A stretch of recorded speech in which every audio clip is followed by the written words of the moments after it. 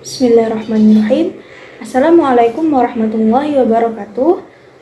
Perkenalkan, nama saya Nova Fitria dengan NIM 2120202108. Mahasiswi program studi Pendidikan Agama Islam, Fakultas Ilmu Tarbiyah dan Keguruan, Universitas Islam Negeri Raden Fatah Palembang. Adapun tujuan dari pembuatan video ini ialah untuk memenuhi tugas akhir semester saya pada mata kuliah Ushul Fiqih dengan dosen pengampu Al-Mukarram yang terhormat Bapak Ahmad Fadil MPD. Pada kesempatan kali ini saya akan membahas tentang ijma' dan qiyas. Langsung saja ke materi yang pertama, yaitu ijma'. Kata ijma' berasal dari bahasa Arab, yaitu ajma'a yujmi'u ijma'an, yang mana jika kata tersebut kita terjemahkan dalam bahasa Indonesia berarti menetapkan, menentukan atau ketentuan atas suatu hukum. Adapun menurut seorang ulama, Abdul Wahab Khalaf, secara istilah beliau berpendapat bahwa ijma' ialah ittifaqu jami'il mujtahidina minal muslimin fi asrin minal asur ba'da wafatir rasul ala hukmin syar'iyyin fi waqi'in minal waqa'i, yang artinya kesepakatan semua ulama mujtahid dari kalangan kaum muslimin pada suatu masa setelah wafatnya baginda Rasulullah SAW terhadap suatu kasus hukum syara'. Dari kedua pengertian tersebut dapat kita simpulkan bahwa ijma' merupakan ketetapan semua ulama mujtahid dari kaum muslimin pada masa setelah wafatnya Rasulullah SAW mengenai hukum syariat Islam. Adapun bahasan selanjutnya yaitu kedudukan ijma' ini sebagai sumber hukum Islam.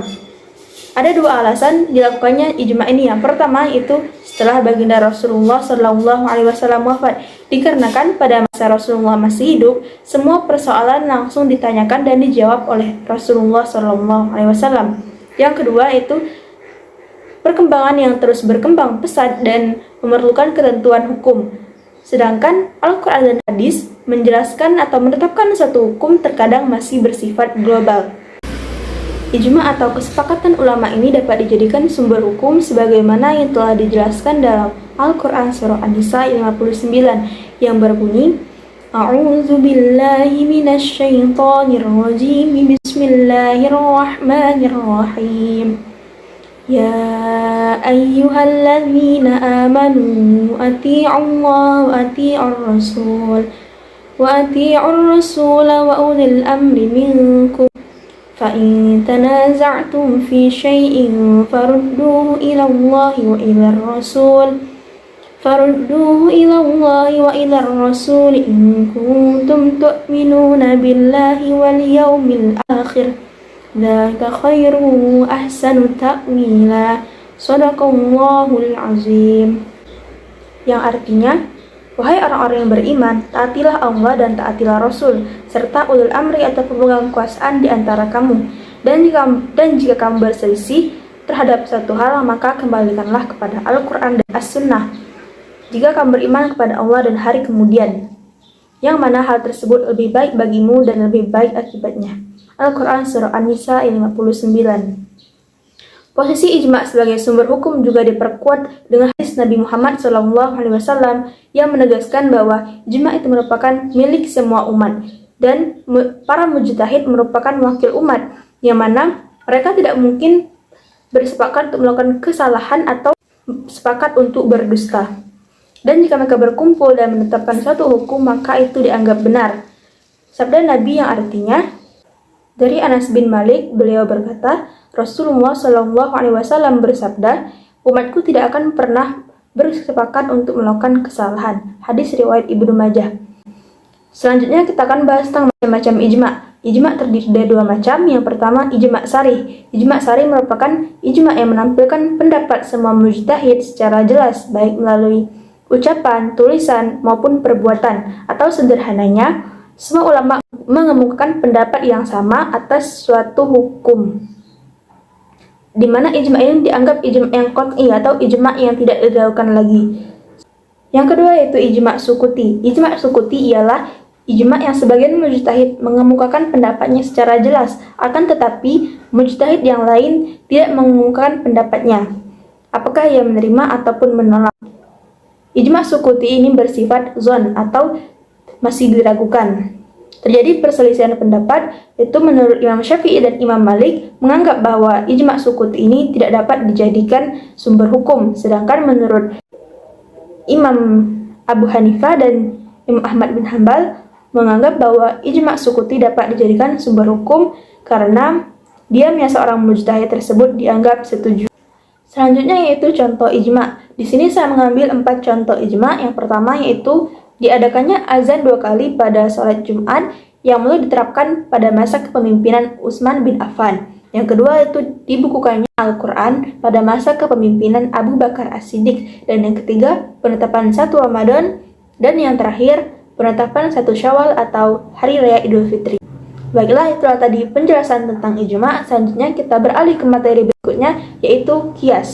Pengertian kias secara bahasa, kias juga berasal dari kata bahasa Arab yaitu qasa yaqisu qiyasun, yang artinya mengukur atau membandingkan sesuatu dengan sesuatu yang lain yang semisalnya.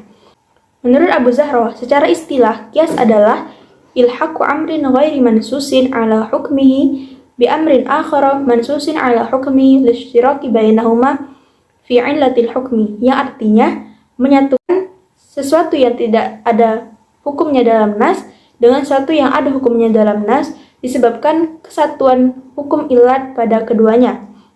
Dari pengertian tersebut dapat disimpulkan bahwasanya kias merupakan mempersamakan suatu hukum yang tidak ada dalam nas baik Al-Quran maupun Sunnah dengan hukum yang sudah ada sebelumnya dikarenakan ada kesamaan ilat atau hukum di antara kedua kasus tersebut.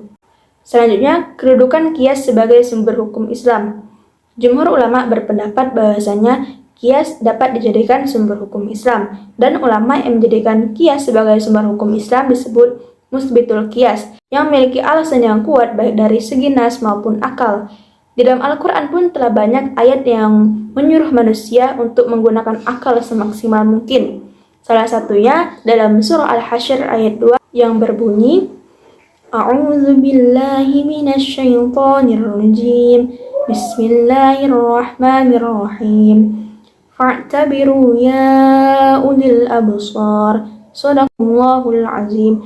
Yang artinya, maka ambillah kejadian itu untuk menjadi pelajaran, wahai orang-orang yang memiliki pandangan. Al-Quran surah Al-Hasyr ayat 2. Selain dari Al-Quran, dasar dijadikannya kias sebagai sumber hukum juga terdapat dalam hadis Nabi Muhammad SAW yang artinya dari Ibnu Abbas, seorang perempuan dari kabilah Junaihah datang kepada Nabi dan bertanya, wahai Rasulullah, sesungguhnya ibuku telah bernazar untuk melakukan haji, akan tetapi ia tidak melakukannya sampai ia wafat. Bolehkah aku mengerjakan haji untuknya? Nabi menjawab, ya, kerjakanlah haji untuknya. Bagaimana pendapatmu jika ibumu memiliki hutang? Bukankah engkau yang harus membayarnya? Hendaklah kamu bayar hak Allah, karena hak Allah lebih utama untuk dipenuhi. Hadis riwayat Bukhari. Dari hadis tersebut dapat kita pahami bahwasanya hutang kepada Allah dikiaskan kepada hutang kepada manusia. Yang mana jika kita berhutang kepada manusia saja wajib dibayar, apalagi hutang kepada Allah Subhanahu wa Ta'ala. Selanjutnya yaitu rukun kias. Kias memiliki 4 rukun. Yang pertama itu al-aslu, atau sesuatu yang sudah ada hukumnya dalam nas. Yang kedua al-far'u, sesuatu yang baru dan hukumnya tidak ada dalam nas. Yang ketiga hukum asal, yaitu hukum syarak yang digunakan sebagai pangkal untuk menetapkan hukum bagi cabang. Yang keempat yaitu ilat atau sifat yang ada pada hukum asal, seperti sifat memabukan pada khamar yang kemudian disamakan dengan sifat memabukan atau candu yang ada pada narkotika atau obat-obatan terlarang. Selanjutnya yaitu macam-macam kias. Kias terbagi menjadi 3 macam. Yang pertama yaitu kias adna. Kias adna ialah kias yang hukum ilat pada furu atau hukum baru lebih kuat daripada hukum asal atau hukum yang lama. Yang kedua itu kias musawi. Kias musawi adalah kias yang hukum asal dan hukum yang baru sama kuatnya. Dan kias yang ketiga ialah kias adna atau kias yang hukum pada ilat furu atau hukum yang baru lemah daripada hukum ilat pada hukum asal atau hukum yang lama. Yang terakhir yaitu contoh kias. Di sini saya mengambil 2 contoh. Contoh yang pertama yaitu mengkiaskan hukum narkotika dan obat-obatan terlarang dengan hukum meminum khamar, yang mana keduanya sama-sama haram karena memiliki sifat yang sama, yaitu memabukkan dan menyebabkan hilangnya kesadaran. Contoh yang kedua itu mengkiaskan, memukul, serta menyakiti kedua orang tua dengan hukum berkata kasar kepada kedua orang tua. Sebagaimana yang telah dijelaskan dalam Al-Quran Surah Al-Isra ayat 23 yang berbunyi, "Fala taqul lahuma uff", yang artinya, maka sekali-kali janganlah kamu berkata kepada keduanya, yaitu kedua orang tua. Dari ayat tersebut saya sudah dijelaskan, janganlah sekali-kali. Sekali-kali saja tidak boleh, apalagi berkali-kali.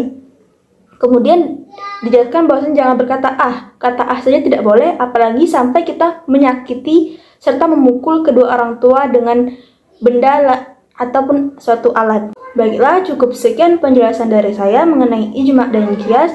Semoga apa yang saya sampaikan dapat bermanfaat bagi saya sendiri serta teman-teman sekalian yang sudah menonton sampai akhir. Sebelum saya mengakhiri, saya ingin bertanya, ada virus muncul di Wuhan. Jangan lupa jaga kesehatan. Jika ada kata yang kurang berkenan, sudilah kiranya teman-teman maafkan. Masih ada lagi? Pergi memancing ke Sungai Sula, nila dipancing di hari senja. Salam undur diri dari saya untuk teman-teman semua. Billahi taufiq wal hidayah. Wassalamualaikum warahmatullahi wabarakatuh.